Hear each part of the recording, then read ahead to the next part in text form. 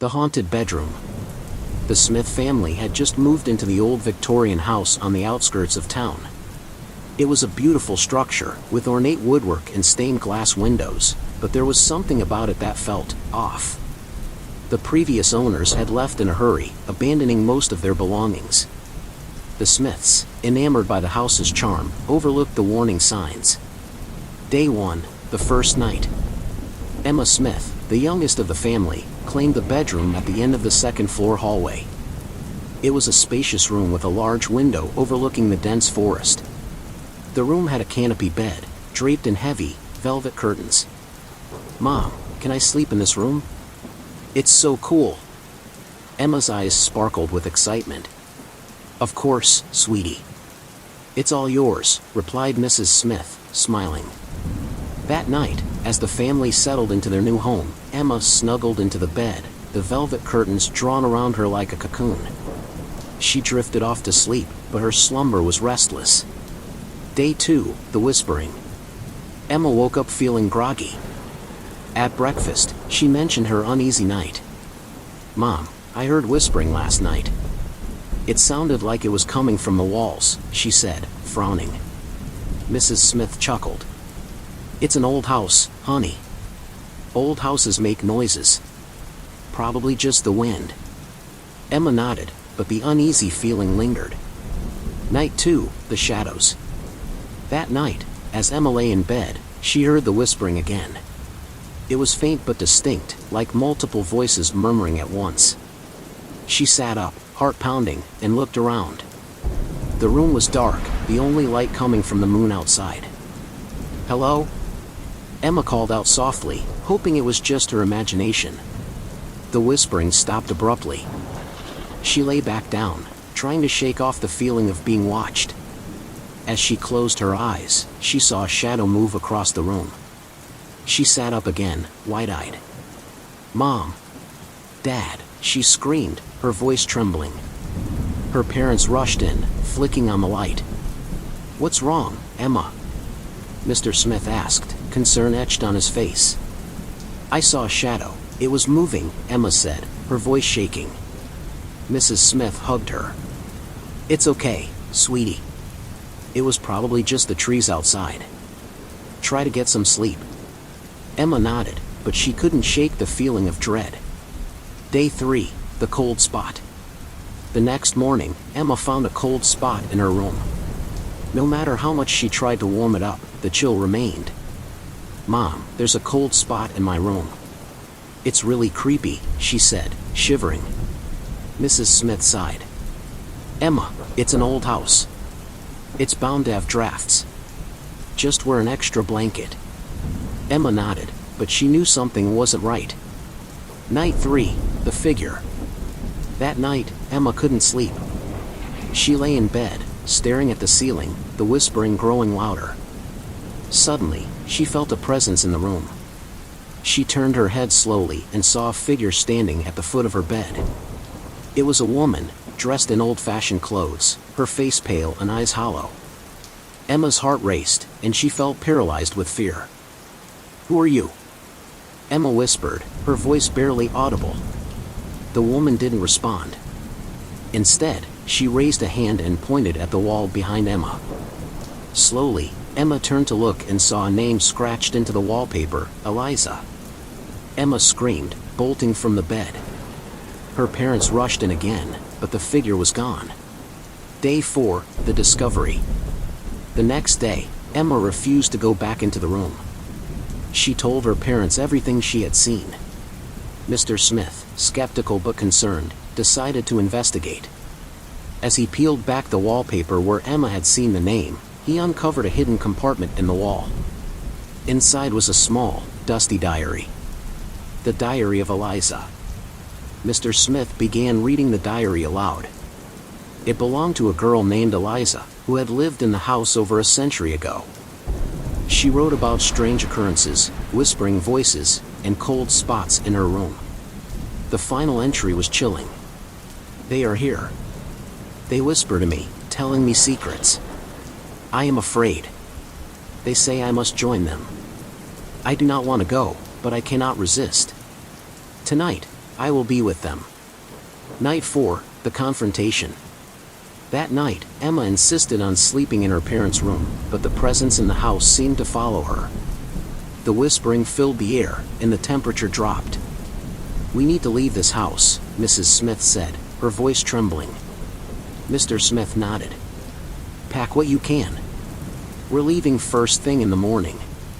As they hurried to pack, the whispering grew louder, more insistent. Shadows moved through the house, and the temperature plummeted. "Please, leave us alone," Emma cried out.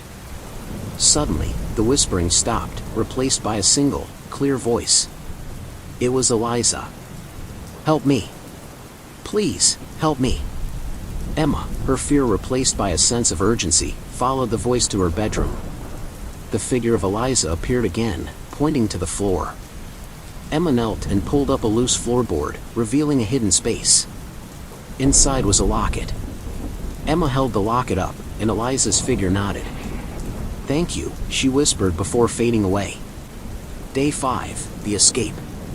The next morning, the Smiths left the house, vowing never to return. As they drove away, Emma looked back and saw Eliza standing in the window, a look of peace on her face. The house stood empty for years, a dark presence lingering within. No one dared to enter, and the whispers remained a secret. The Smith family never spoke of their time in the house again, but Emma never forgot the ghostly figure of Eliza and the haunting whispers that filled the night. Years later, the return. Years passed, and the old Victorian house fell into disrepair.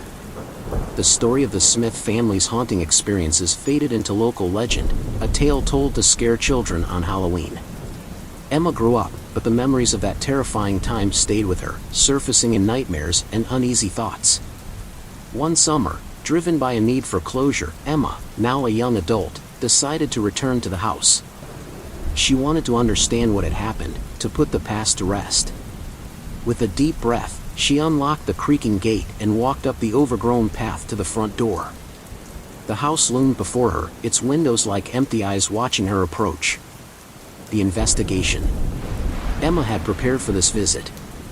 She had researched the history of the house, discovering that Eliza was not the only one who had experienced strange occurrences. There were accounts of other families who had lived there and left abruptly, each mentioning similar disturbances, whispers, shadows, and cold spots. She entered the house cautiously, her flashlight cutting through the gloom. The air was thick with dust and the scent of decay. Emma made her way to her old bedroom, the place where the nightmares began. The room was just as she remembered it, though now covered in a thick layer of dust and cobwebs. The vision. As Emma stood in the room, a wave of memories washed over her. She could almost hear the whispers, feel the chill in the air. Suddenly, the room seemed to shift. The light dimmed, and Emma found herself in a vision of the past. She saw Eliza, a young girl, sitting on the bed, clutching the same locket Emma had found years ago. "Who are you?" Emma asked, though she knew the answer. Eliza looked up, her eyes filled with sorrow. "I am Eliza. They took me. They wouldn't let me leave." "Who took you?" Emma pressed, feeling a sense of urgency. Eliza's form flickered, her voice a whisper. "The spirits of the house. They are trapped here, just as I was. They seek to draw others into their misery." The hidden room. The vision faded, leaving Emma alone in the dark room. Determined to help Eliza and the other spirits, Emma began searching the house for clues. She remembered the diary and the hidden compartment, but she felt there must be more. After hours of searching, she discovered a hidden door in the basement, concealed behind a stack of old crates. With a sense of trepidation, Emma opened the door. A narrow staircase led down into the darkness.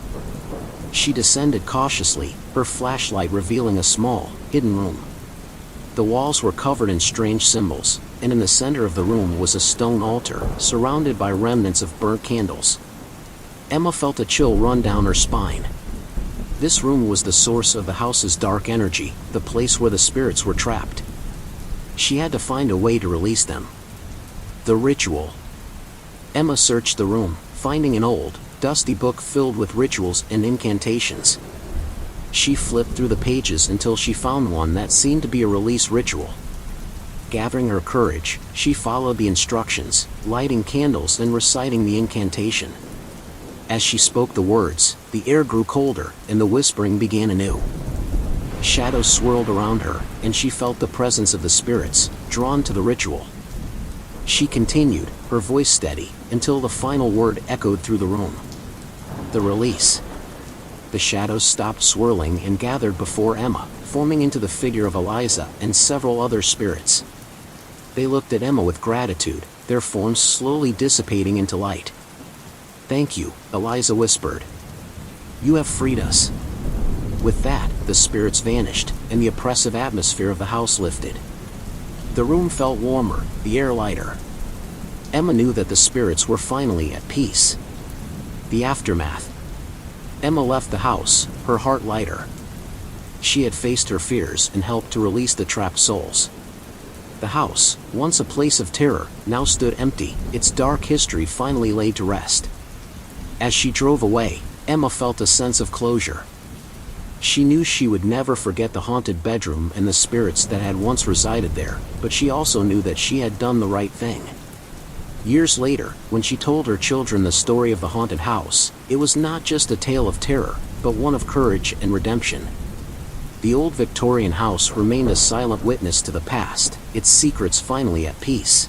Don't forget to subscribe.